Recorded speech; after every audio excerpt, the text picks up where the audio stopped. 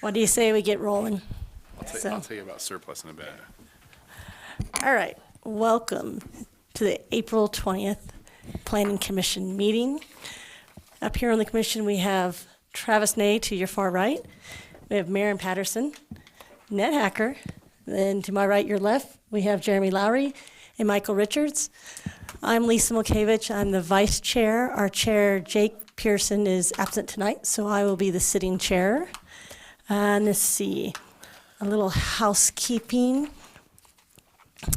If you're in the public that's viewing this meeting via the live stream through murraycitylive.com or the Facebook page, welcome. Thanks for being here. I want to make sure you know that any comments you make in either of those two forums are not being monitored, so they will not be answered.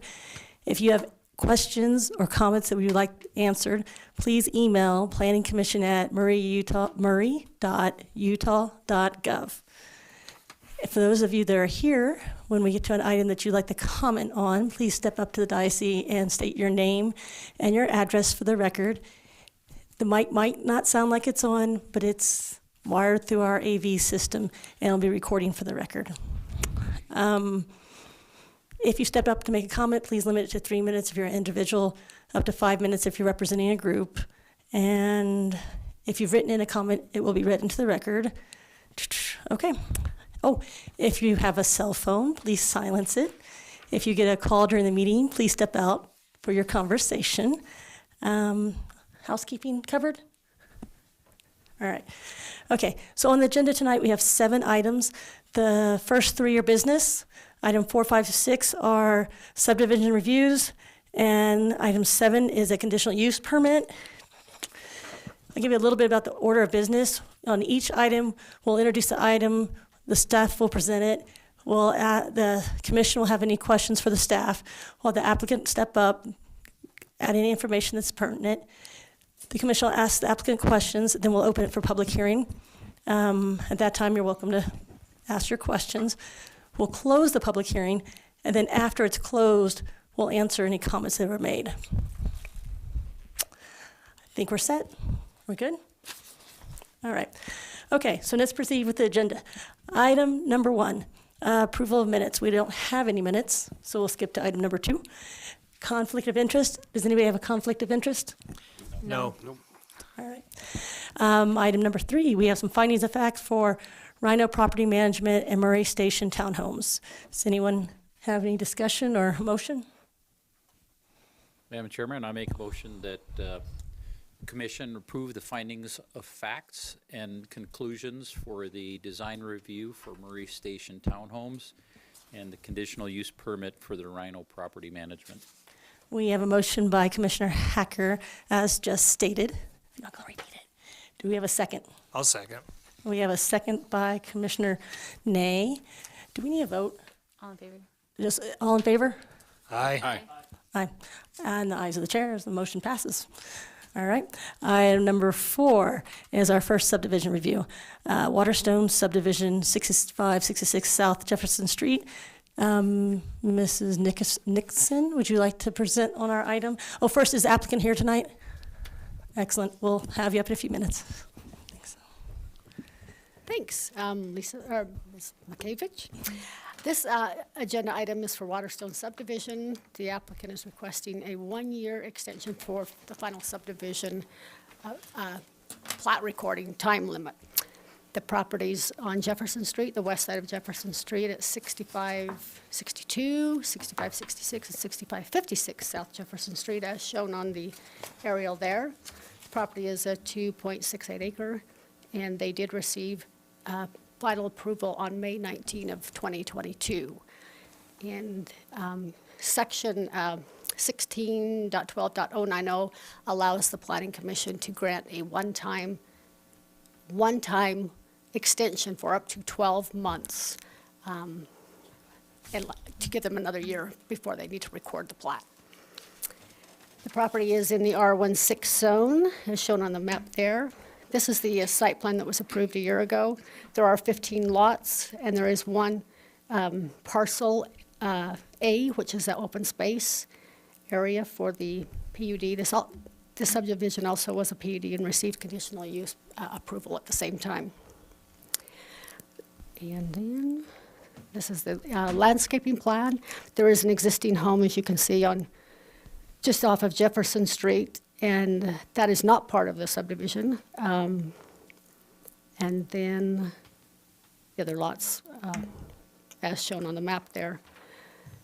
As stated before, the Planning Commission can approve a one-time time extension, and should you decide to grant that approval, then the plat would need to be recorded by May 20th, 2024. Otherwise, they would have to reapply. The dwellings, I'm just going to review very fast of what was approved previously. The lots vary between 44, 32 square feet and 80, just over 8,200 square feet. They have to average at least 6,000 square feet as a whole to meet the density for the R16 zone. And all the dwellings must be maximum of 30 feet in height or less. And then we did not send out any notices for this. We're not required to for a time extension, so the neighbors weren't notified of that. And Planning Commission, the staff is recommending that the Planning Commission approve the one-year time extension based on the original conditions as outlined above. And the applicant is here if you have any specific questions on that. All right, does the commission have any questions for staff? Nope. We're good. All right, thank you, Susan. I guess, can we ask the applicant to step up to the podium? I need to ask if you've read the conditions. Oh, name and address, I apologize. Jacob Alstead with Garbett Homes, 271 Northeast Capitol Street, Salt Lake City, Utah. Now, have you read the conditions? Yes, Can you comply with the conditions? yes. Excellent. Do you have anything to add? I wish we were starting this sooner, but market conditions have changed, and we just need a little more time. That's why I'm here tonight. So, that's it. All right. Do we have any questions for the applicant? Okay, well, thank you for your time. Thank you. I guess we can go ahead and open to the public. Open to the public. Do we have anybody online? No? Anyone in-house like to comment? I only see no head nods. Give a minute. Okay, we'll close to the public. The commission, do we have any discussion or questions? No? Would like to entertain a motion? I'll make a motion that the planning commission approve a one-year time extension request for the Waterstone subdivision final approval on the properties addressed 6566, 6562, 6556 South Jefferson Street, subject to the 8 conditions. We have a motion by Commissioner Lowry as just stated. Do we have a second? I'll second it. And let's call the vote. Okay, Mr. Lowry, Yes. Mr. Richards, Yes. Mr. Hacker, Yes. Ms. Patterson, Yes. Mr. Ney, Yes. and Chair Makavich. Yes. Okay, it looks like the motion passed, so thank you for staying with us in Murray. Excellent. Okay, let's go on to the next item. Give me a second to get there. Okay, item number 5 is the Murdoch subdivision. I think Ms. Nixon is presenting, well? Again, yes. First, I should ask, is the applicant present? Excellent. Okay, we'll be with you in a minute. Thanks. Okay, so this agenda item is similar to the last one. This is another one-year extension of final subdivision plat approval. It's located at 4580 South Commerce Drive, as shown on the aerial there. The property is located in our MG manufacturing zone. It is for 2 commercial lots, and the property, again, similar to the last one, it was approved in April of last year. There are no changes since then, between now and then, as far as conditions for approval. They just apparently are working on getting the plat signatures and just needed a little bit more time so that they could continue to get the signatures as required for the plat. Again, the Planning Commission has the authority to grant a one-year extension for plat approval. And notices, again, were not sent out. We are not required to. Here's just a copy of the plat that was approved showing the 2 lots. The access is off of 300 West or Commerce Drive. And then again, if the Planning Commission chooses to extend it, it would expire, the approval would expire in May of 2024. And here are the conditions originally approved last year. Happy to answer any questions. Can you just refresh my memory? Is the actual access for the western lot from 300 West or is off Jensen Lane? It's off of 300 West Okay. with an easement across it. Easement across there. Okay, perfect, I believe thanks. that's right. Yeah. Do we have any? And you know, that, good point, that probably should have been on there, but it's not. So I believe there is a recorded easement. And maybe Okay. the applicant will be here, yeah. All right. Do we have any more questions for staff? Okay. Thanks, Ms. Niskin. Can we have the applicant step up to the podium? Good evening. Carter Maudsley. I'm the attorney for the applicant, 8 East Broadway, number 410 in Salt Lake City. Thank you for being here tonight. Have you read the conditions? I have, yeah. I guess from a year ago, but you can still comply with the conditions? Correct. Great. And do you have anything else you'd like to add? The access is, currently on Jensen Lane, which is part of the reason for the delay is figuring out whether Jensen is still owned by Murray City or if it was vacated and has not been vacated. And so the current access is off of Jensen. However, he is accessing the rear property from off of Jensen now. We did not, I don't believe in our final plat, I don't believe we did a easement access off of Commerce. And I'm trying to remember because the final plat that we have in here is not. Oh, thank you. Okay. Oh, yeah, that was okay. I apologize. We did do an easement through Lot 1 to the rear of Lot 2. Sorry, I was getting my. It's been a year. For us too. All right, thanks for clarifying that. Yeah. Is there, or do we have any other questions? Okay, thank you. Okay, thank you. This is where we open up for public comment. Do we have anything online? Any comments? No? Anyone in the audience like to step up? Okay. Please state your name and address. I'm Gary Weston, 809 Southwood Drive. I wasn't here for this matter, but is this a prescriptive or easement or an easement grant? Do you even know yet? So so we can have everything on the record, if you'll ask your question, when everybody ask their questions, then we'll close the question session, and then we'll try to answer your question. Because you would want to know whether that's a prescriptive easement that needs to yet to be upgraded to a grant of easement, or whether it's in fact a grant of easement. That's my question. Okay, thank you for bringing that to our attention. Are there other questions? Anyone else? Okay, then no more, Mr. Smallwood.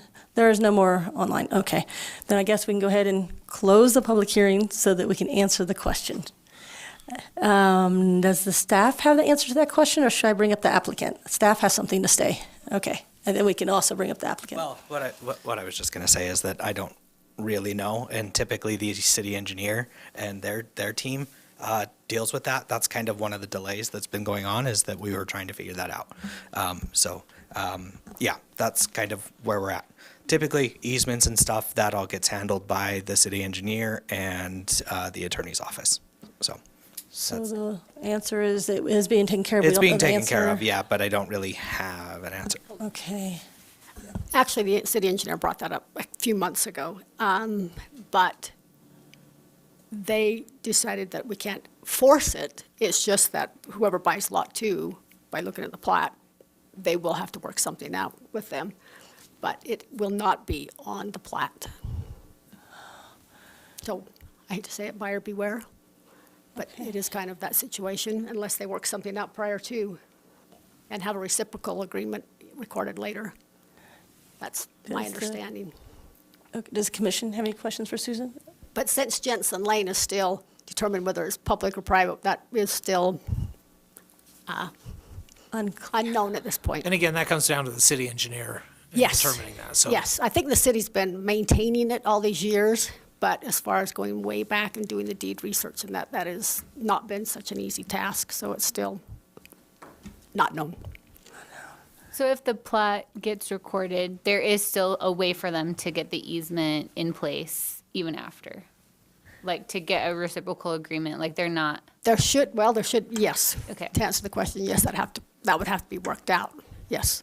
They could sell the property without an easement, but then the buyer wouldn't have access to it, so you would think someone wouldn't buy it unless they came to some agreement. True. As the, That is true, yes. I Yeah. feel like the applicant's anxious to say something.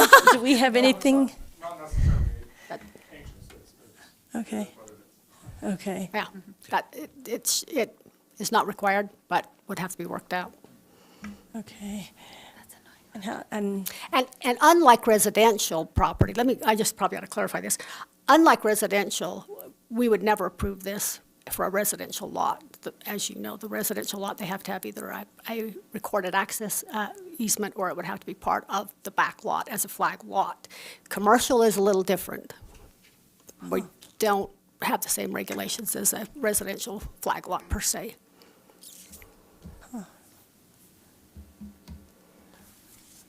all right, I guess, would the applicant like to speak to this topic or any topic? Okay.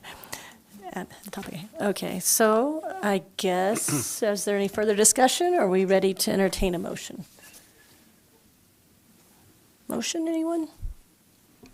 Madam Chairman, I'll make a motion that Planning Commission grant a one-year extension for final subdivision approval for the Murdoch subdivision on the property addressed 4580 South Commerce Drive, subject to the original final subdivision approval as outlined below in number 1 and 2. Okay, we have a motion from Commissioner Hacker as just stated. Do we have a second? I'll second. We have a second from Commissioner Lowry. And let's call the vote. Okay, Mr. Hacker, Yes. Mr. Lowry, Yes. Ms. Patterson, yes. Mr. Name, Yes. Mr. Richards, Yes. and Chair Makevich. Yes. It looks as if the motion passes. Thank you. All right. Let's move on to item number 6 and 7. We're going to address them together, correct? Yes. Okay, so this is the Mercantile Towns item. Do we have our applicant present? Excellent. Okay, we'll ask you to step up in a minute. In the meantime, Mr. Smallwood with staff. Yeah. So this is a request for a planned unit development and preliminary subdivision approval for the Mercantile Towns at 861 East Winchester, and then 6520, 6550, 6580 South 9th East. It's a bunch of properties. It's located here. It used to be the former R.C. Willey. I apologize. This one should also be highlighted. I apologize. It's not on there. But that one is included. The request, it's 9.1 acres. The request is for 109 townhouse units. As I said, request is for a PUD and preliminary subdivision. It is in the RM15 zone. If you'll remember last year sometime, the city council approved their requested zone change from commercial to residential multifamily. So here's the proposed site plan. It is like I said, 109 units. You have 3 access points here, one at the south, one at the north here, and then one again on the southwest side. Originally, they had drawn this a little differently until a couple weeks ago. Originally, they had the houses kind of pushed up against back here, and then again, kind of a different approach here. At that time, we found out there was 2 access agreements, access easements, as a matter of fact, that were recorded against the properties in favor of both the framing establishment and then also the gas station here. So those had to be redrawn to respect those, I guess. So I'll go over quickly the zoning standards. In the RM15 zone, code requirement for the front yard is 25 feet, same with the rear yard. Interior side yard is 8 feet, corner side yard is 20. And then really there are only a couple instances, which I will show you here in just a moment, where they are actually requesting a change in that for planned unit development, which is what allows them to vary some of those setbacks and things like that. Parking for the is required at 2.5 spaces per unit, so that would require 273. They have provided 407, which comes out to about 3.7 spaces per unit. So looking here, this is how the dinner gets made, I guess. So I measure all these things, and you don't typically see these. But there's a request for 20 feet here. Right here is a 23 foot, and right here is a 23 foot. Otherwise, it pretty much meets all the setbacks. I did want to call out specifically next door, there's a 55-foot separation between this property and the single family to the west. And then also about a 56-foot from the same building to the properties to the north. Pretty significant setbacks, over double what's required. And then also this property, so this street here, this access way, I should say, is, so the houses are at least 35 feet from the property line, and then that property where the framing establishment and the boat is approximately 81 feet to the nearest single-family residence. So significant buffering there. Landscaping plan, overall, 40% of this area is in open space. They have provided a number of amenities for their planned unit development, a playground, a sports court, clubhouse, and a pool. Those are both outlined in that red there. So a couple other items that we need to address. There are 4. There's fencing, elevation, grading, and drainage, and height. So I'll start with the fencing. There was no perimeter fencing or fencing plan provided for review at this point. So staff is recommending that prior to being placed on for a final subdivision review, we get information on that fencing, especially around the perimeter. I did have a discussion with the applicant about fencing along the arterial streets, and they were proposing a 6-foot masonry fence. I suggested that the applicants look into what Brad Reynolds did at a couple meetings ago for spacing in the fencing here. This seemed like you as the commission liked that better than what was previously done on Brad Reynolds' property further west on Winchester. Next are elevations. We did receive architectural renderings, which does give me a good idea of what type of materials there are going to be. But this also goes back into the height discussion as well. There's no way for me to measure the exact height of the buildings. They are limited, as it's mentioned in your staff report, they are going to be limited to 30 feet due to the access ways being less than 26 feet wide. The International Fire Code requires that there needs to be 26 feet of asphalt for anything over 30 feet in height.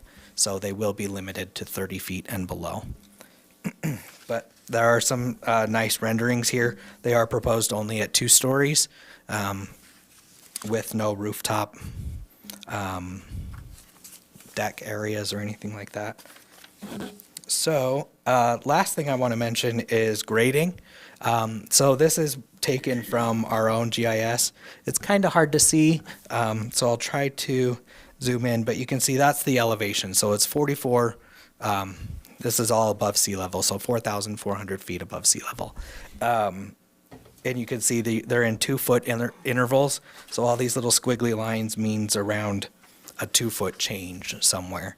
I show this to you because in the following image, you can see there is a significant grade still left by R.C. Willey. You can kind of see here in this photo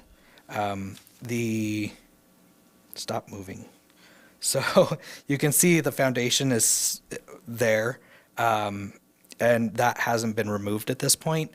But looking at their grading and drainage plans, it does look like they are going to have the same this same grade here, so I anticipate that that will be removed. It just seems like a lot of fill that will need to be removed, so that's just one thing that I wanted to bring up and have the applicants address, that is still the plan, because you're going to have a hard time building up a road up that high that quickly, if that's the case. So I kind of ran through this so that we could get to public comment and questions that you guys may have. But staff is recommending that the Planning Commission approve the planned unit development and grant the preliminary subdivision approval, subject to these 10 conditions. Just as an aside for those in attendance, the first condition is the engineer and all his comments. I know that can be kind of hard to read. So we always break those out so that all his comments are specifically stated there. So, questions, comments? So they can do different fencing on different places of the property, right? Of course. Yeah, so Yes. some parts we would want security fencing or like, and then other parts we could ask them to do something else. Exactly. Yeah, okay. And I think that's one of the reasons why I've decided to bring this forward without a fencing plan, is so that we can have that discussion Yeah. with the applicant and as the commission on what you guys would like to see, and where the most appropriate fencing is for where. So, And it's also within our purview to require an 8-foot fence. if you decide that you would like to do that, yes. Okay. Any other questions for staff? Okay. Okay, thank Thank you, Mr. Smallwood. I guess we can have the applicant step up.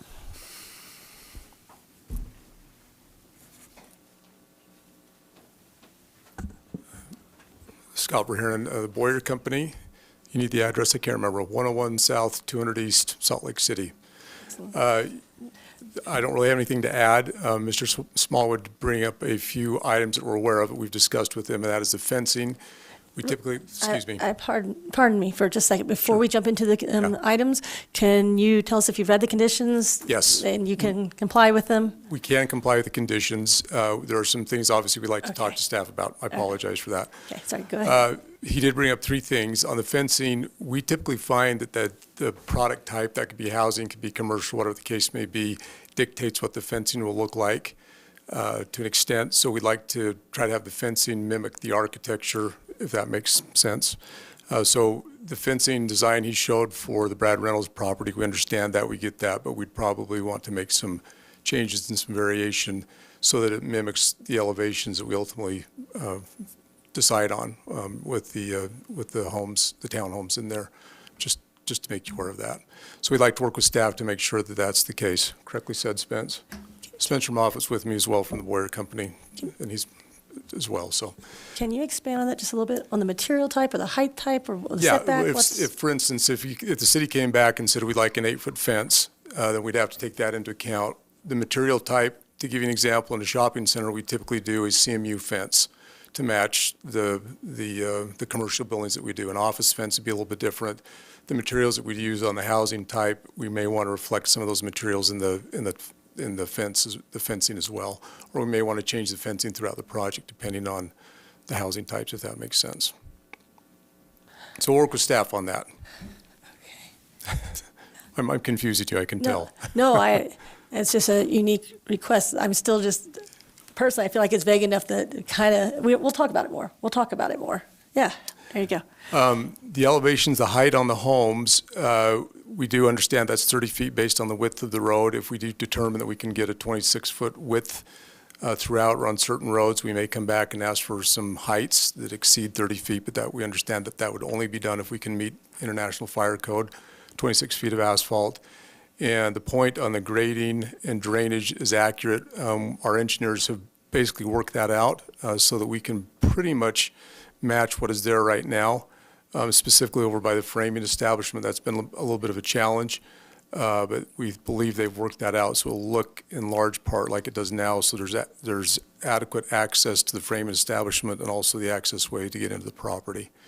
So nothing that was presented is of concern to to us, we think we can work through any of those issues. When you say match what's there now, do you mean match what's in Apple Spice parking lot? No, Or the match Apple what's Spice in- is actually property that we own. That building will be demolished.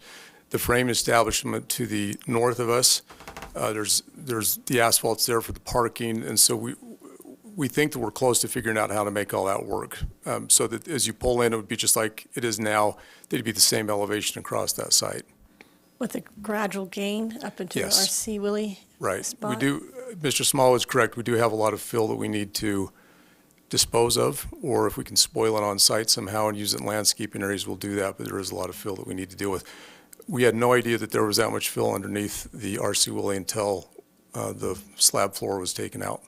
So we were a little surprised ourselves. We've got to figure that out.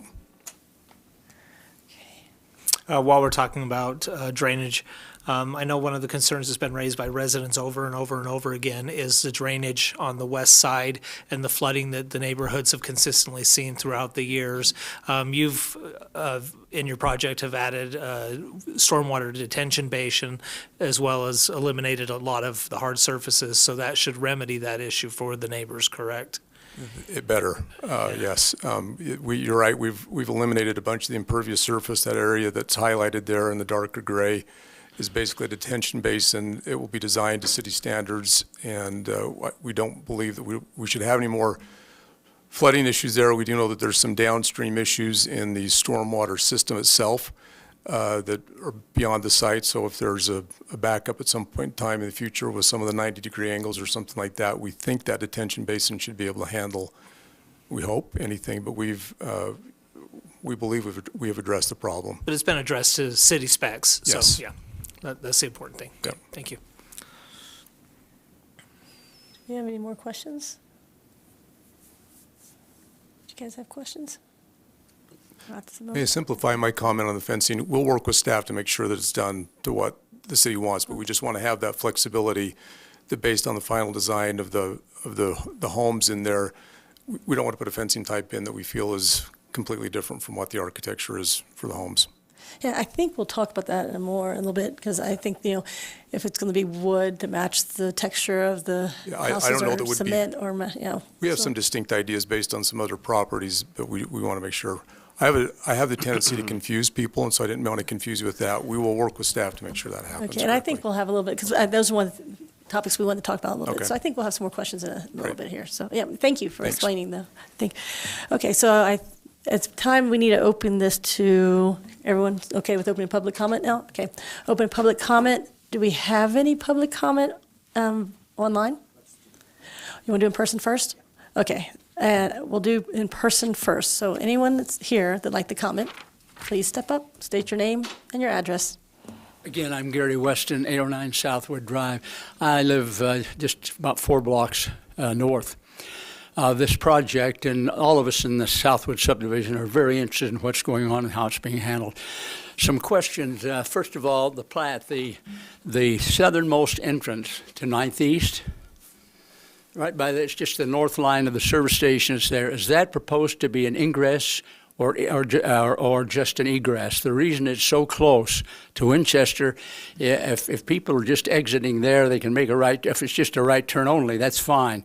But to exit there and to try to go north is impossible. You might want to go up and travel along 9th East between 3 in the afternoon and 6:30 in the evening, and you see what happens and how traffic backs up there at Winchester 9th East. There's just no way you can really have traffic coming out at that south entrance and making a left turn. Number two, do we understand that all of this is going to be residential as opposed to commercial? I asked that because a long time ago there was a project with some commercial in it. That's question number 2. Number 3, will the developer and will the Planning and Zoning Commission be requiring owner-occupied on these 109 units? Reason I ask that is a lot has been said in the past that we needed to have subsidized housing in this location. 109 units subsidized housing invites non-owner-occupied people buying those units only for investment purposes and renting them out. All of a sudden, we have a substantial group of people there that do not have a really vested interest in the upkeep of the subdivision, whatever we're going to call it. Those are the only 3 questions I had. Thank you very much. Thank you, Mr. Weston. Do we have anyone else in the public that would like to comment? Shauna Nelson, 812 East Silver Shadows Drive. I'm directly behind in the playground area, I believe, of this. I'm not a huge fan of the plan. I would have much rather had a cemetery. That was my first option. Our homes or duplexes would have been my choice, but I have to commend Spencer because he's been really awesome to work with and to listen to our concerns. My biggest concern, where I will back up to these properties, is that the existing fence is a 6-foot high mason. I don't know if it's a masonry wall, it's more of a slab, but it's 6 foot high on my side, but on the other side, I measured it before I came here, it's 5 foot 1 inch to the ground. So if you're more than 5 foot 2 inches tall, you can see directly into my yard. And so I would just ask that whatever fencing is put in, it's put on the highest level for whether it be 6 or 8 feet, just so that we have more privacy. The homes west of me fought a little bit harder when R.C. Willey came around, and so theirs are taller. But from my house further east, it just kind of goes with the elevation, and you lose less and less privacy as you go. So that would be my only ask or request at this point. Thank you. Thank you, Ms. Nielsen. Do we have anyone else that would like to make a comment? Ken Maxfield, 9th East Management, 5824 Royalton Drive. First, a comment. I've been working with Scott at Boyer about dealing with the easement between their property and the framing establishment, and they've been willing to work with us, so that's been very pleasant. So thanks to Boyer for that. The only remaining concerns I have is I'm still not clear whether the existing foundation for the R.C. Willey warehouse is going to stay there back along the warehouse that's on my property. I don't know what that elevation is going to look like. I don't know if they've resolved that yet. And my other concern is fencing between a residential and a commercial property. Thankfully, now there's a road all along that property line, so that's, in my opinion, a good thing. But I think a good fence to isolate the residential from the commercial would be in order along there as well. Thank you. Thank you, Mr. Maxfield. Next, anyone else in the audience tonight? I don't see anyone getting up. Okay. Do we have anyone online? So I'll let the attorney's office grill me later if this is the case, but I'll just put, we did receive an email from Ms. Nicole Shepard at 848 East Silver Shadows Drive, but she asked that it not be read into the record. It will be submitted into the record as such, but she asked that it not be read.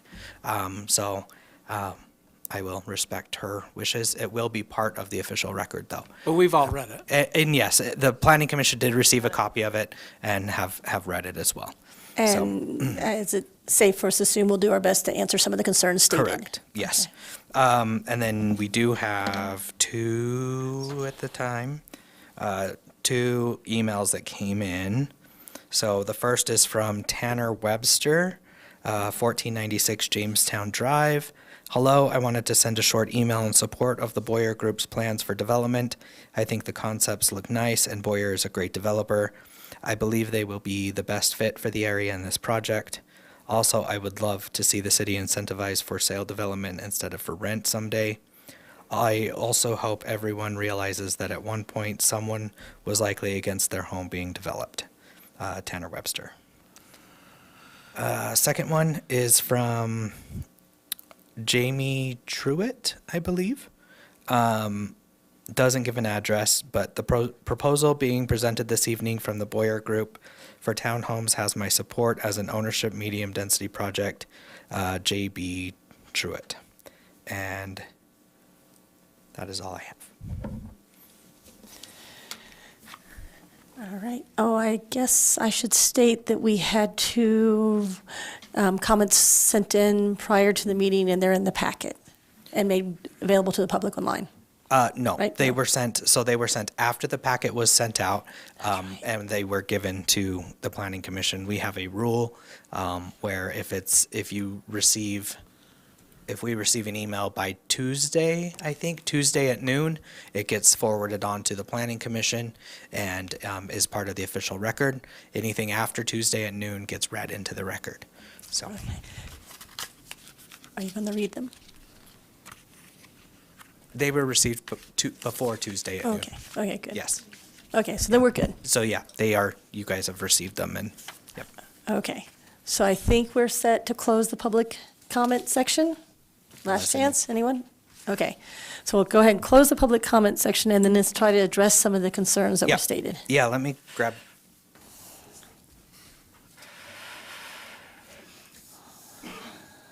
Okay, so first is the 9th East access on the south here.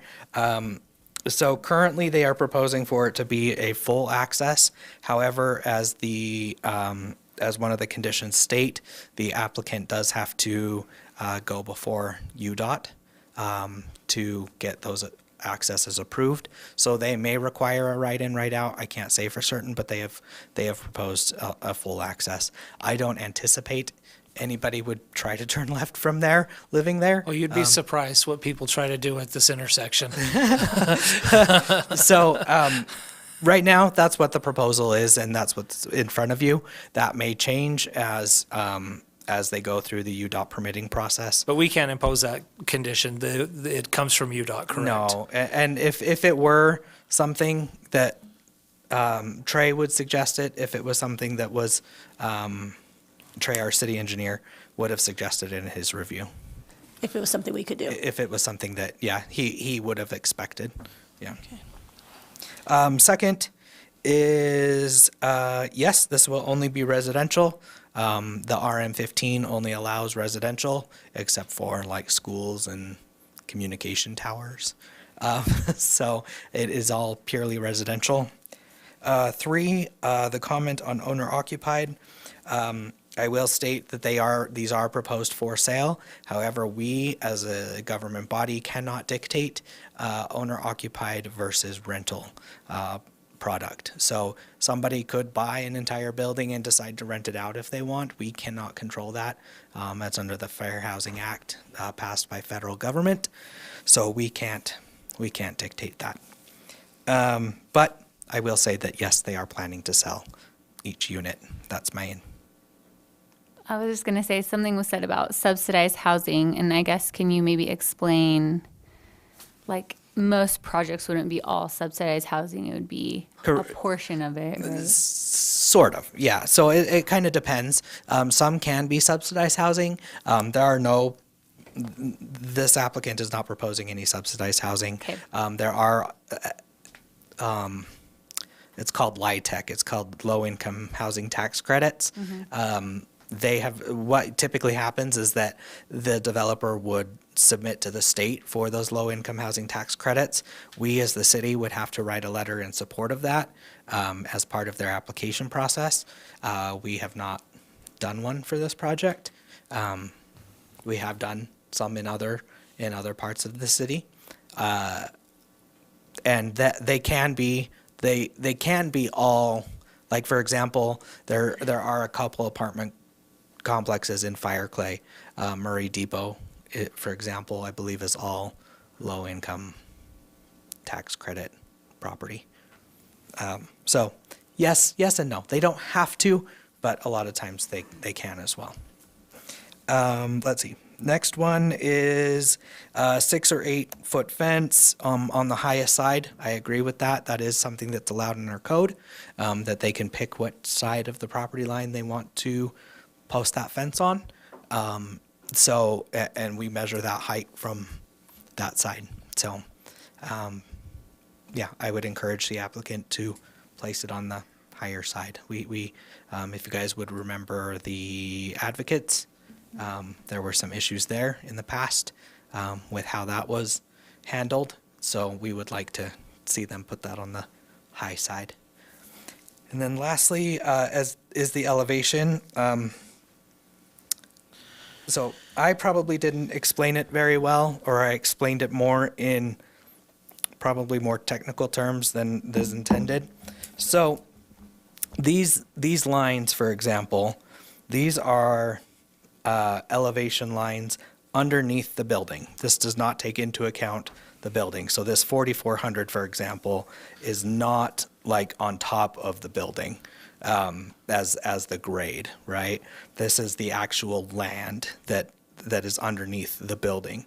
So when I say that this grade will maintain, is that without this building and its foundation, so without this section here, which is currently there today, because these pictures were taken today, this is on top.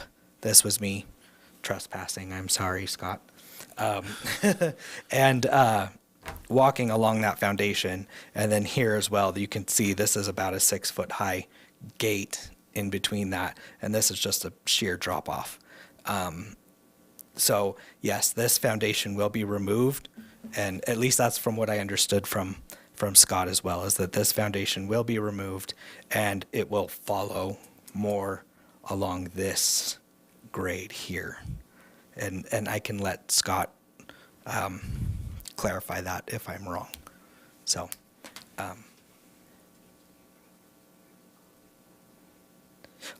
and I think Mr. Hales wants to, he's the traffic engineer that was here, that did the traffic impact study. He would like to make a comment as well. So. That would be great. Can I ask you real quick? Sure. Because we're on Mr. Maxfield's questions, the last questions, fencing between residential and commercial. Mm-hmm. Can you make a comment about that? I'm not sure I understand the question. Is he talking through this easement in the parking lot between the framing establishment and the property? So the easement is a weird thing. So the access easement is 10 feet on either side of the property line. So it runs through 10 feet on either side from this property line to about here. I believe that the previous property owners, I believe, granted R.C. Willey I don't know, some sort of like vacation of the easement along this side here. And they can correct me if I'm wrong, but this is what I believe is what happened. So yes, we could, in theory, have them build a fence along this property line here and not encroach in that easement. That easement really applies to this portion here. So no fence in the easement, but potentially Yeah, no could fence be. in the easement area where it's actively in there. So, and then I can let whomever, because the 9th East people might want to speak again. I'll let you Would guys. there be curb and gutter on the north portion there? There will be curb and gutter. Okay. So there's hard division between the framing establishment and the ingress egress. Well, that one I'll have them Okay. speak to. I do know that it does happen here, but I'm not sure about here because it has to remain open and available. I think is how the easement reads.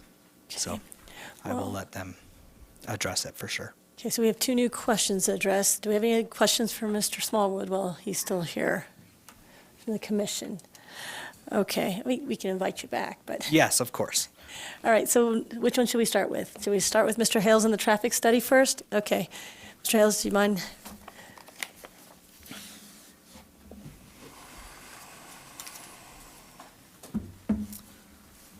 Ryan Hells, 1220 North, 500 West, Lehigh. Thank you for letting me come up. I won't take much of your time. I know you've got a lot to discuss tonight. As far as the traffic is concerned, on 900 East, it's SR 71. It's a state highway system, and so UDOT will control the accesses along that corridor.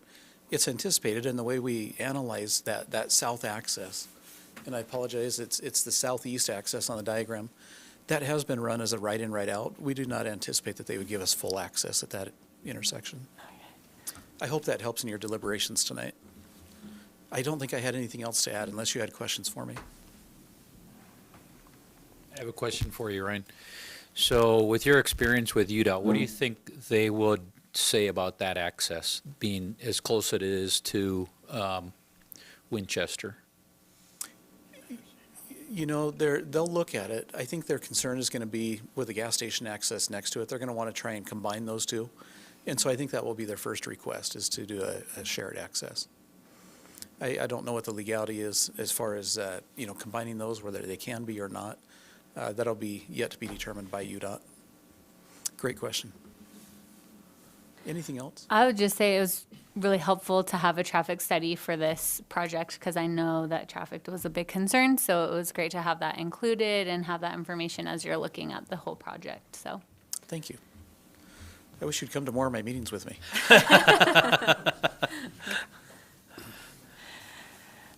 Okay, I think we need to have, any more discussion up here? No, the commission? Okay, let's have the applicant back up so he can talk to us about the curb and gutter question along the easement on the north side.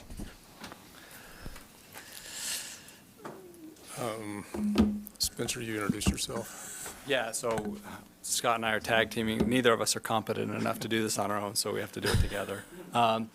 Just to speak to, I guess, the curb and gutter on the north side, well, to Ryan's point, we actually have met with UDOT. They're ecstatic that we're consolidating access to 9th East. We're taking multiple access points and putting it into 2 access points. So as Ryan alluded to, they've recommended a right in, right out. They would like us to combine that access point with the gas station so as to have 1 access point. We're okay with that, and I think we'll do that.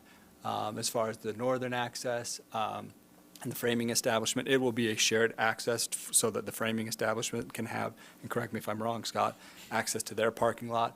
About the time we hit the building, that's where curb and gutter will pick up. We intend to do a wall. No disrespect to the storage back there, but we would like to keep that shielded from the view of our residents.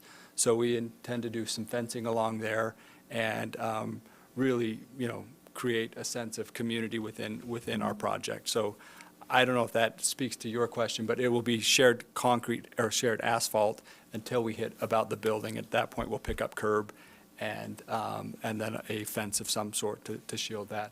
And then to the foundation, that will all be removed for the RC Willey. We just didn't have the earthwork crews to do that at the time. The demolition is different than earthwork, and so when we get under construction, we intend to remove that foundation and, as Scott alluded to, move some of that soil and dirt around the site. And we have a mass grading plan that we will present with our final. So that's a long answer to maybe, it could have been really short. Great answer. It's a great answer. Any other questions from the commission? Probably about fencing, have a bit of a discussion about that, but Yeah, but I think we can have that. I think we addressed the questions that the residents had. And yeah, we are sensitive to the residents. They've been great, and it's been a collaborative process. I know everybody doesn't always get everything that they want, but we appreciate the feedback that they've given us, and we intend to continue to work with them. We do have a deed overlap. We actually own about 4.7 feet past our property, their fence. We own on their side of, we own 4.7 feet on the other side of the fence. We don't intend to take that back. We'll work with the residents to quitclaim deed that. We don't want to go taking anybody's property. So we'll figure that out as part of the fencing discussion as well and clean that boundary line up on the north side. That's good. We're being civil with our neighbors. That's great. It's been a long process, but I think we've hopefully are figuring it out. Excellent. Well, thank you for sharing that with us. We want to talk about it, but I think we can let the applicant have a seat, right? And bring it Yeah, up here we'll for let you take a discussion? seat. Great. and we'll- And the only thing on the fencing front, we have multiple vendors, as Scott alluded to. We, on a high-traffic area, we will definitely want a masonry concrete fence that for just life safety, and we've had too many cars run into walls and fences, so, along 9th and anywhere that has high traffic, 66, we plan on a masonry fence. Stylistically, we want the architecture and everything to look good. As we get to the back side, we're open to discussions, but we do intend to fence that back there and work with the residents to get that, so. Excellent, thank you. I anticipate us having some discussion about fence and sidewalk. Yep. So thank you for coming up. That's what the commission has to say. Do you want to go? Go for it. Okay. The first thing that I will say is you can thank Brad Reynolds for really bringing this to my attention.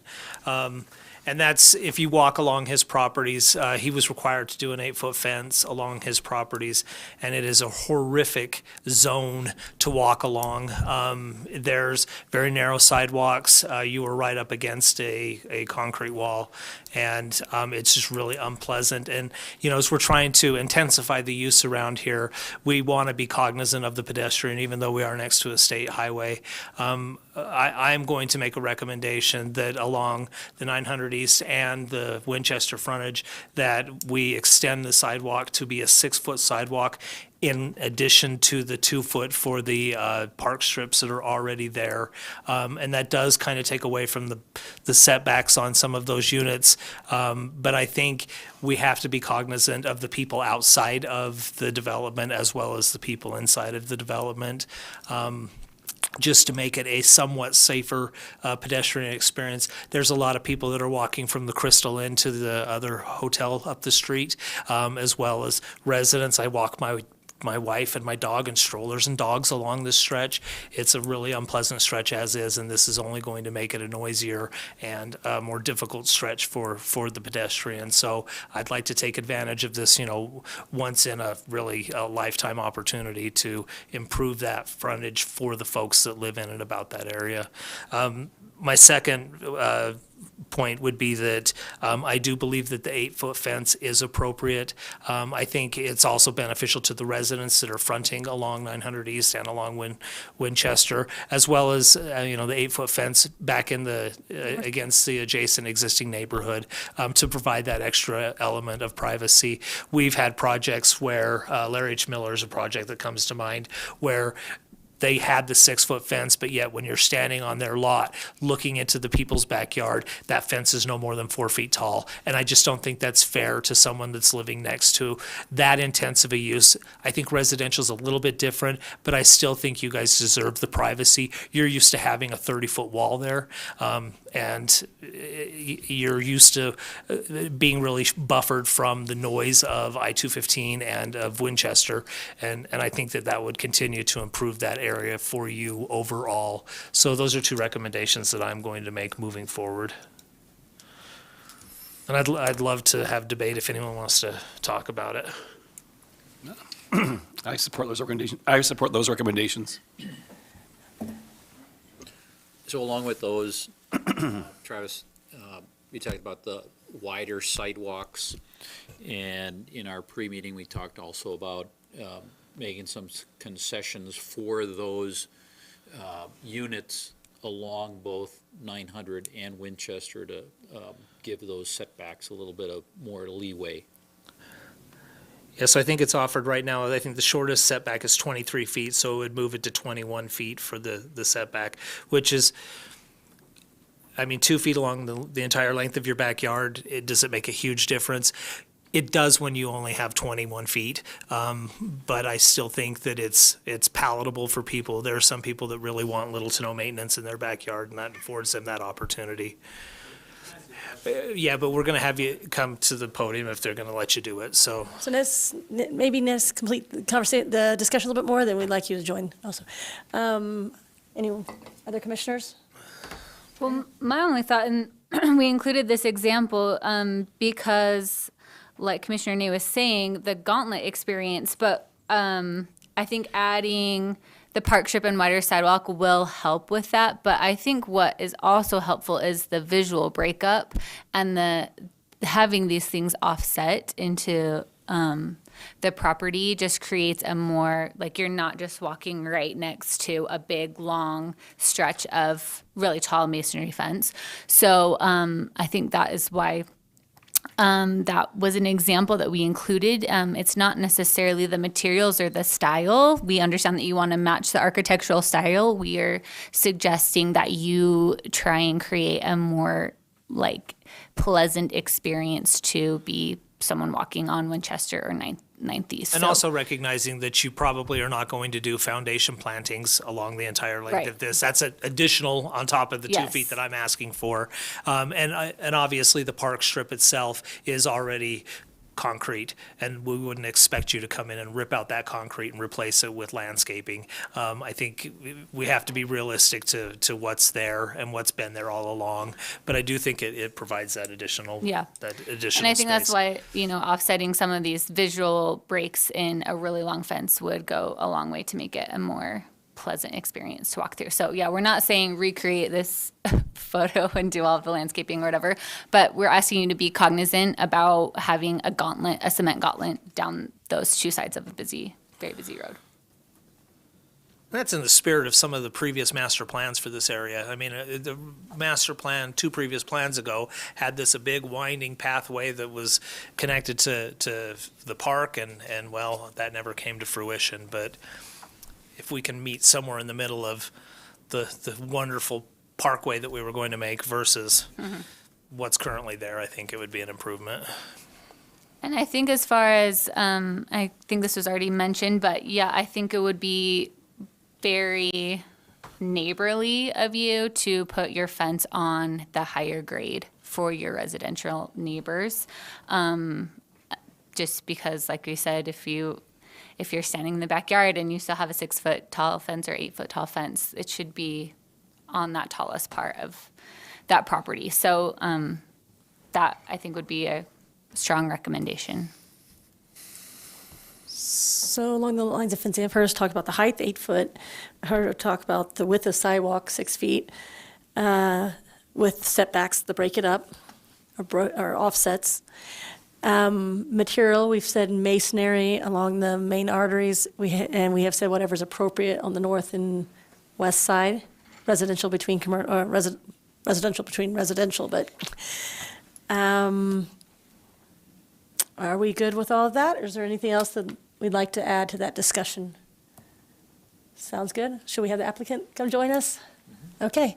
Applicants, would you like to step up and comment on this fencing discussion?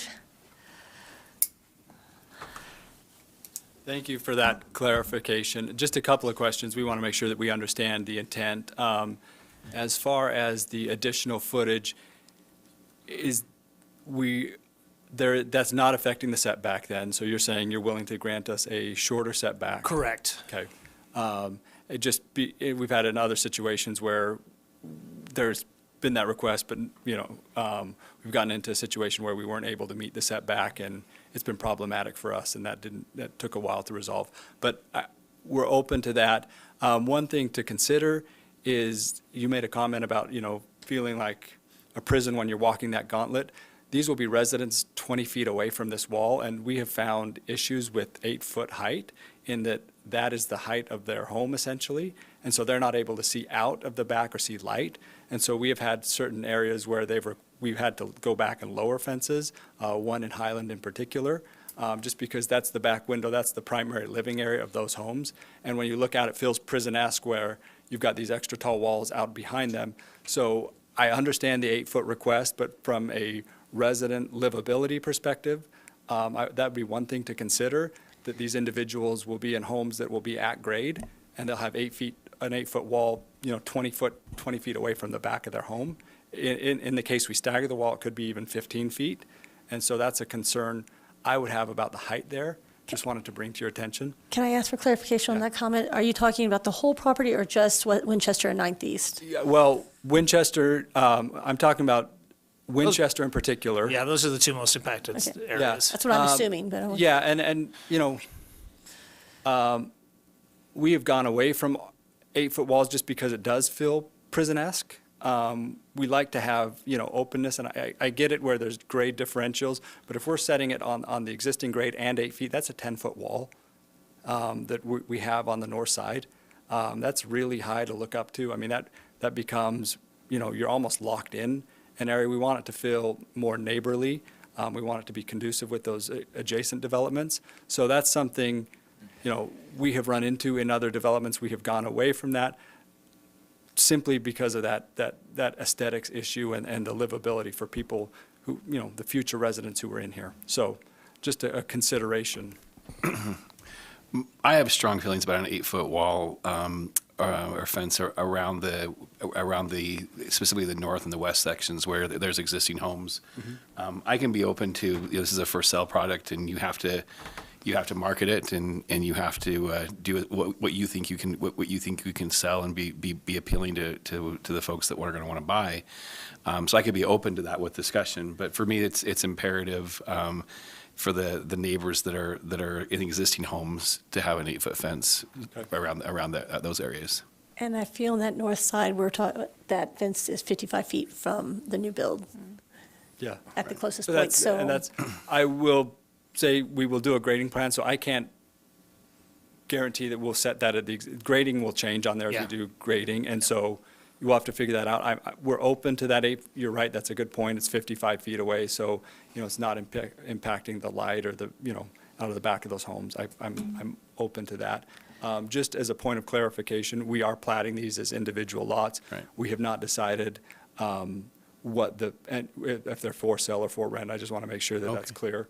Both options are on the table, but we are platting them individually so that we do have the option to sell them. Well, regardless if they're for sale or rent, you're not in business to hold them without people in them. And they will not be subsidized housing, I can assure you of that. Yeah, we've not made an application of that nature unless the market falls and we have to subsidize them by selling them. That's the only subsidy that goes on there, so, and we've done that. But, yeah, fencing, I get it, that's a good point on the north side. But And west. And west. Okay. Any- Well, I think west only where it would be against residential, right? Because this commercial, I don't think necessarily would have to be all 8-foot. But yeah, I do think if you 6 foot along Winchester and 9th East, if you take into consideration some ways to make it a more walkable. Yeah, and we agree with that. I mean, that user experience is very important to us as well. Nobody likes to go down that gauntlet and feel like their lives in peril with cars speeding down and a big wall on one side. So we totally understand that, and we're sensitive, and I think that's a good suggestion. I'll throw out there that I don't think the view of the American Red Cross and a couple of those business buildings there are all that It's not pretty. the view, but it's the light more than anything. Yeah, I understand what you're saying. It's the light, and it's, you know, at a distance, you will be able to look up and see the mountains. But you're right, directly across the street. So to make sure I'm understanding the commission's discussion, I think we're discussing the north side of the property having an 8-foot masonry wall, or wall of some material yet to be determined. All the way to the framing establishment building, or the warehouse building. Okay. And then on the west side, 8 foot between the existing residential and the new residential, but not necessarily between residential and commercial? I don't. Not necessarily a new residential and commercial. I think it's the burden of the commercial, actually, Yeah. if they were gonna put it in there. I don't think it's the burden of As the long as it's residential fenced, I community, think. yeah. Okay, so then we would be okay with 6 foot along there unless the two neighbors decide differently. And then on Winchester and 900 East, we're okay with the 6 foot? As long as there are setbacks and the wider sidewalk, offsets. I think that I'm willing to listen to the developer in this situation. You know, I was thinking more of privacy of the units, Yeah. honestly. But if you're not concerned about the privacy of the units and you think that 6 foot is adequate, then I think we give you that. We're asking for something, you're giving us something. I think that's fair. You leave it to your discretion, at your discretion. Okay. Yeah, and we may go, if that's an option, I would, you know, if we get in there and find that we want to do 8 foot on the whole thing, we may do that. But I think on given the proximity of the homes to the wall, 6 foot is something that we would initially prefer to do. We do feel strongly, I think, about product type, so we're okay with the recommendations that have been made. And I feel What would like, you typically do at the pool and the clubhouse there, where you maybe want a little more privacy for anybody who's using that activity? We found from a safety perspective, having visibility there is good. So on the west side, we do a solid to separate it from the businesses, but on the community side, we do a wrought iron. It's one, for children not to get in, but 2, visibility. You want to see who's in the pool. If parents see kids in there or community managers see people in there, you do want visibility into that area. as the discussion's going about a little give and take on Winchester and 9th East, I'm not sure if we can't ask for, but I'd like to ask for the cement fencing or the masonry fencing to be offset from the sidewalk slightly, so that as you walk down the sidewalk, you're not rubbing your elbow against it whenever possible. We're taking more though, so now we're taking them from Yeah, it's true. 21 feet down To to 20 19. and a half. No, I mean, it's like down to 19 or even 18 feet. And I mean, that's room for a small deck. That's about all they're gonna be able to fit back there. So I like the variability. I think it looks more aesthetically pleasing, but I think that we're already limited in the room. I mean, I think you could maybe get away with it on the eastern, units 89 to 180, whatever it says on there. I think maybe you could get away with it there, but beyond that, I don't think you have the room to do that. So because of that discussion, I realize it's not reasonable to put in a condition, but just as Mr. Ney said, when possible, if you have the opportunity as you go further east to give a little elbow room, appreciate that. We would be open to that recommendation. Yeah, if it's not a condition, as you said, when we get into design and find that tight site, in one area it may not be doable, but if it is in an area, we'll certainly consider that. And we agree with the idea that's being put forward, just for walkability on that side. I would just like to say, I mean, I do feel like sometimes people come and try and like count a big open spot as their, amenity and stuff. So I really like the amenities that you've put in. I like that you're over landscaped. I like that you're over parked. You can tell that you guys have been very meticulous in planning. I like how you've arranged like where the roads are and things like that. So I think overall, fencing is an easy solve, I think, for overall a really well thought out and planned project. Thank you. We know that you all see a lot of developments and the things that are important. We appreciate that. We did spend a lot of time and work with staff on that, so thank Yeah. you. I think it's really important the residents understand how overparked this project Yeah. is. More than your neighborhood. Yeah, more than your neighborhood. So I think the likelihood of spillover of cars into your neighborhood is very, very, very, very small. Thank you. Any other questions or? Not from me. Thank you. Okay, thank you. So, any further discussion with the commission? Yeah, who wants to write condition number 12? Yeah. Are you? Okay. Do we feel like all the questions from the public were Did we? answered? Did The we only answer? other things that were brought up in the letter that was asked not to be read into the record Oh, yeah. was, the fear of the change in mental health of the residents based on the change in use.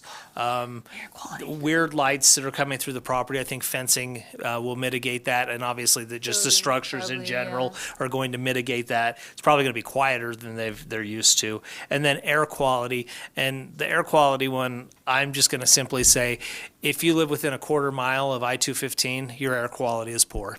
That's all there is to it, and this project is not going to make the air quality any worse than it already is, being that close to I-215. And there are, correct me if I'm wrong, staff, there are requirements in the building process in which they intend to try to keep the dust down. Yes, Yeah, during construction. During Yeah, construction. absolutely. okay. So now do we feel like we've addressed all the concerns stated? I think we have. No, we still have one. All right, staff.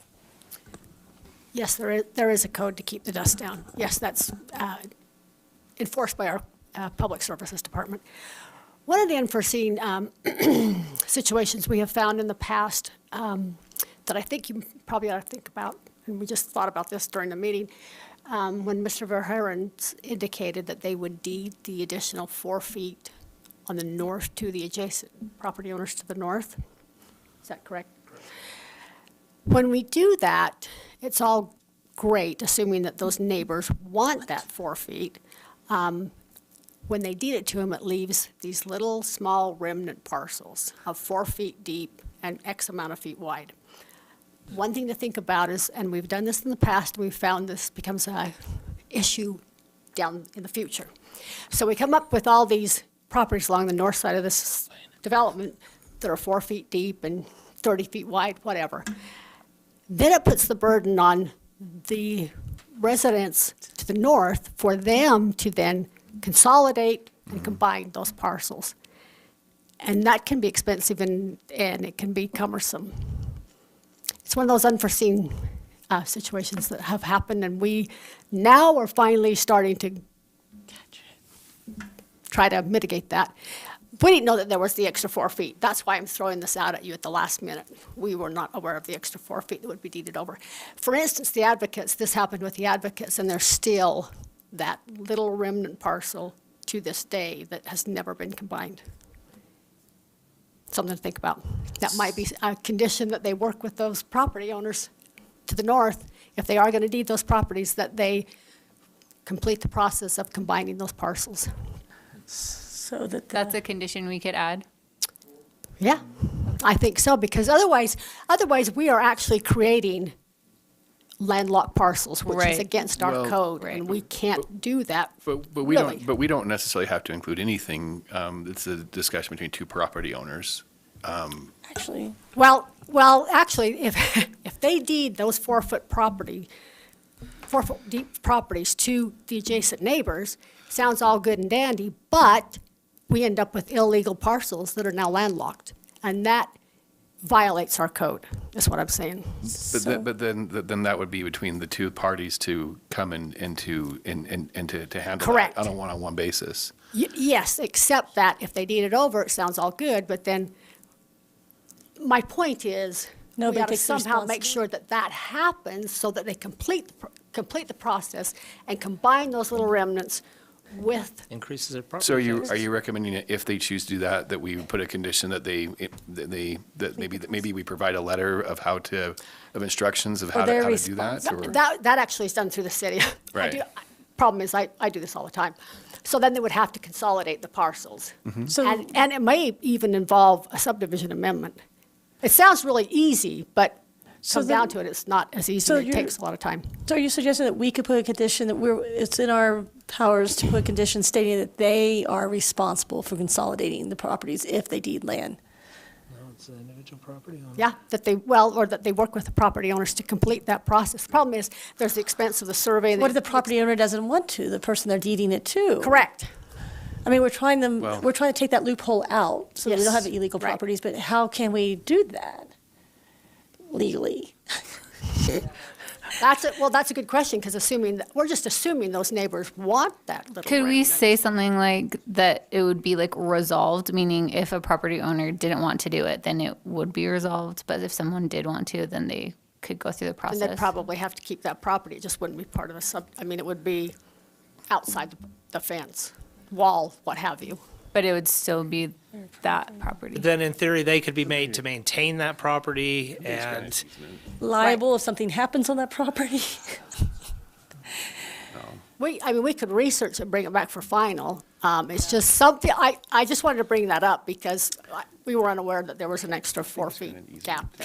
can you research it and bring it Yeah, back I with say final? like bring a Yeah, proposal. of sure, we can. how to- We'd have to work how to with get it the resolved. applicants to Wouldn't- see wouldn't how a- we could resolve that. Wouldn't another solution be they could grant an easement to the folks that who use that property-ish? Not so much? Yeah, I guess that could be a possibility. so? You'd end up with this dead All right. space of 4 feet, in theory, Well, is that material to you'd like to this PUD development approval? Or is that something for them to work out individually with the individual neighbors? I would, having learned the hard way with these kind of things that end up, resulting, again, it's the unforeseen circumstances. You could approve it tonight, and we could work on it when we come back for final. Hopefully, we have some kind of a resolution. That would be or- ideal. Yeah, I think so too. But I just want that to be brought to attention, because then it puts the burden on those neighbors to the north who, it sounds great, yeah, I'm gonna get this extra 4 feet by 30 property for free, or they purchase whatever. But then it puts the burden on them to combine those parcels. Otherwise, they are illegal parcels. So what is the process tonight for us to have the staff look at this and come up to us with a solution at the final? Would have to. To state it in the record and it'll happen? Just put it as a conditioner to work with them, and we'll have a resolution for final. I don't know if we can put it as a condition because it's more for staff than it is for the applicant, right? So we'll just say right now on the record, we're asking staff to look at this issue and have a recommendation prior to final or by final. Yes, we could do that, yeah. Okay. So no condition? I can stop writing? Yeah. Yeah, you don't have to worry. So it's on the record. So it's on the record, yeah. Okay. That's up, again, that's up to you, what you want to do. I just wanted that to be addressed, I guess. Well, I think we need why legal don't you guidance. why don't you just make that formal request? Staff, please look into this issue formally and come back with a solution by the final, Assuming that you grant preliminary tonight. if we grant this item. Okay, Please. Thank you. Thank you. Are we good up here? Is there any more discussion needed? All right, open for a motion? I'll make a motion that the Planning Commission approve the conditional use permit for planned use development and preliminary subdivision approval for Mercantile Towns on the properties addressed 861 East Winchester Street and 6520, 6550, 6580 South, 900 East, subject to conditions 1 through 10 as submitted, with the addition of condition number 11 to read, the applicant shall work with staff to propose a masonry fence up to 8 feet on the remaining property perimeter. Condition number 12, the applicant shall install an 8-foot fence along the residential properties on the north and west. And condition number 13, the applicant shall reduce the Winchester and 900 East setbacks to allow a 6-foot sidewalk and 2-foot park strip. We have a motion by Commissioner Nay as read into the record. Do we have a second? I'll second. Okay, we have a second by Commissioner Patterson. Let's call to vote.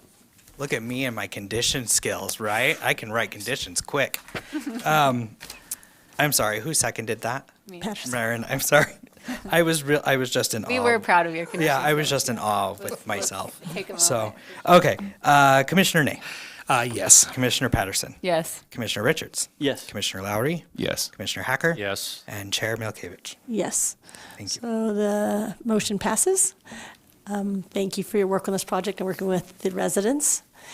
Hold on, let me make sure. Project still isn't done. There's still one more round of approval for the final subdivision. So you guys will be noticed again. We will have another hearing, and we welcome you to come in and participate with us. All right, I think there are no other items, or are there other items? The only other items are, I put a special thank you at the end because this is probably your last time Everyone take a in this room, as we will be moving to the new city hall. Our official, CED's official move date is May 30th, but the city starts moving May 8th. So coming right up. What's happening to your building? Like, Our you guys- the ones yeah. we are in right now. There's talks about a potential remodel. Public Works is looking at a whole Got it. redo of Are that. you going to be glad to be out? Yes. I'm really excited for a 2023 building and not a 1980s building. Yeah. So 1980s were good. you all can come by and see my 1980s building if you want. It's great. It's lots of reds, maroon. Anyway, I don't really have anything. Like I said, Can I you ask- guys probably have already seen that the May 4th Planning Commission has been canceled. We are anticipating. Wait, we heard both. So yeah, Susan already We canceled heard- that. For The the- 18th is also canceled. Yeah. And there is a possibility of June 1st possibly Okay. be canceling, because like I said, How May hard is- 30th and 31st, and possibly the 1st, we will be moving into our new digs. So I don't know if I'll be able to get notices and staff reports and Yeah. all that. Declutter. Hey, we are. So yeah, we may cancel that one, but we're not sure yet. It depends. We don't have a lot of applications or anybody floating around right now, so You just jinxed yourself. I know. Okay, just kidding. We do have applications, but yeah. So I missed the discussion on Tuesday. Can you elaborate what went on with particular properties that were being discussed? AKA this property? I don't think anything specific was discussed. Wasn't it part of the, I thought it was part of the Agenda? agenda. I don't think so. Okay. But I don't know. I was sick. Oh, okay. So there are two potential buyers that, well, there's a lot of potential buyers. There's a lot of interest. But in order for two of these people, or developers to apply, they need written letters from the city because one of their tenants is possibly the VA, the Veterans Affairs, and they don't mess around because I guess they've gotten burned in the past where properties aren't really for sale, but they get swindled into things. So they want a letter from the city saying, yes, this really is for sale. So we don't know what that looks like. It's just a letter from the board saying that, yes, this is a property that's for sale. So that's all that was. What's the other letter? Same thing. Sounds like we're going to need Tiger funds for a bridge across State Street. Maybe. Tiger doesn't work anymore. They don't think they fund that anymore. Cougar, Cougar, lion. Cougar. Panther. Cougar funds. Cougar. So, yeah, there's potential. So, Should we officially? well, you need a motion. Can I have a motion to adjourn? I motion. Commissioner Patterson motioned at 7:55 to adjourn. Do we have a second? Actually, you just need to ask We if don't need a there's any second? opposed. Anyone opposed? Anyone in favor? Adjourn. Yep, there you go.